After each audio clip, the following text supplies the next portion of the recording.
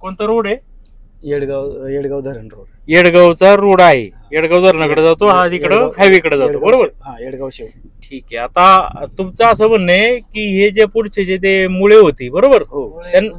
मुळे गुंजाळ अजून किरण मोरे, गुंजाळ, एवढे भोर, त्यांना हा रस्ता आहे काय पर्याय? हो. मग त्यांची जी मोठी काय असेल ऊस वगैरे किंवा सगळे कांदा, इथूनच गेलाय सगळे. इथून वाहतूक करतात? हो, इथूनच वाहतूक झाली सगळी आता. म्हणजे हे तुम्ही आम्हाला जाणीवपूर्वक दाखवण्याचं कारण काय? का त्यांना रस्ता आहे? ते तहसीलदार साहेबांना सांगतायत ना आम्हाला पर्यायच नाही म्हणून. ते सांगतायत की आम्हाला पर्यायच नाही रस्त्याचा, पण ते त्यांचा पर्याय रस्त्याचा वापर चालू आहे. इथून हा पर्याय रस्ता त्यांना अवेलेबल आहे. हो. पुढं काय बंद केलं का रस्ता? नाही, ठीक आहे, चालू आहे रस्ता. फक्त वाहतूक चालू आहे, इकडून काढून दिलाय पण सरळ चालू आहे वाहतूक. हे शेतकऱ्यांनी रस्ता बंद केला, काय करायचं मग? नाही बंद नाही ना, चालू आहे रस्ता. इकडून नाही का, इकडून रस्ता दाखवा नाही. रस्ता चालू आहे बरं का? रस्ता ठेवलेला आहे, इकडून रस्ता यांनी ठेवलेला आहे. हो, ते काम चालू आहे म्हणून इकडून बायपास केलं. हे सगळे गुंजाळच बरं का, ते त्यांचे भावकीचे सगळे, ते दत्तू गुंजाळ, शारदा गुंजाळ, हे सगळे काय ऊस बीस त्यांचेच. मग हा ऊस वगैरे इथूनच येतो कटवून? रस्त्यानेच निघतो. ते टाकीच्या तिकडे आहे ना तुमचं घर? हा, टाकीच्या त्या बाजूला, ते खांबल्यापाशी मोठं झाड दिसत आहे. बर. जमीन जी आहे गुंजाळांचीच आहे, त्यांचे भाऊ, त्यांचेच भावकीची जमीन आहे. त्यांच्या भावकीतून रस्ता नाही मागत ती? त्यांच्या रस्ता त्यांच्या नाही मागत, ते आमच्याकडून मागा. बर. तुमचं त्यांचा काही संबंध नाही ना भावकी वगैरे? काय भावकीच काय, ते मोरे गुंजाळ मुळे. ते मुळे आणि तुम्ही मोरे, तुमचा काय संबंध नाही असं तुमचं म्हणणं आहे?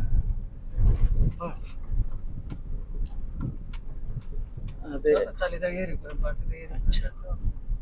इथून हा रस्ता अस्तित्वात आहे पर्यायी त्यांना, तरीही ते शॉर्टकट म्हणून तुमचा रस्ता मागतात असा तुमचा आरोप आहे.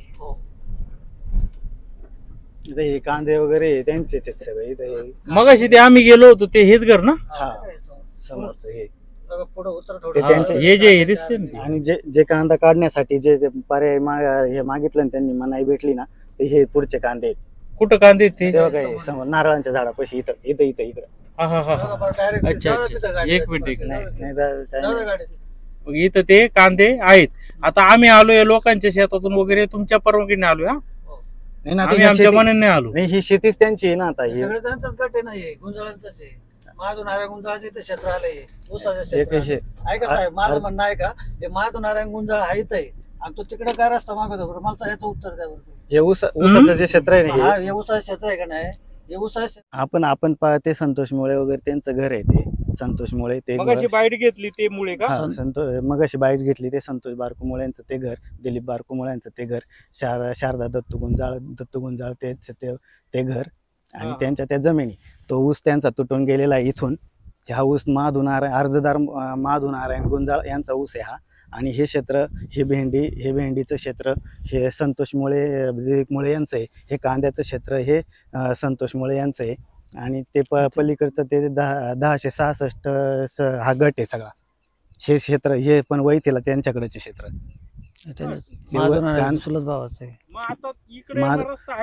माधू नारायण गुंजाळ जे आहेत अर्जदार, त्यांच्या ह्या चुलत भावाचं हे क्षेत्र आहे.